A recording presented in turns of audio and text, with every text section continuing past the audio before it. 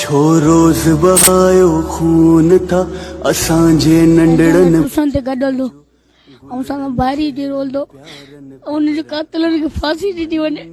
जन जो छो ज़ुल्म करो था कहर करो था सिंधी हिंदू निमाणन ते असी भी सिंधी आयूं असांजो थोड़ो हक आहे सिंध ते।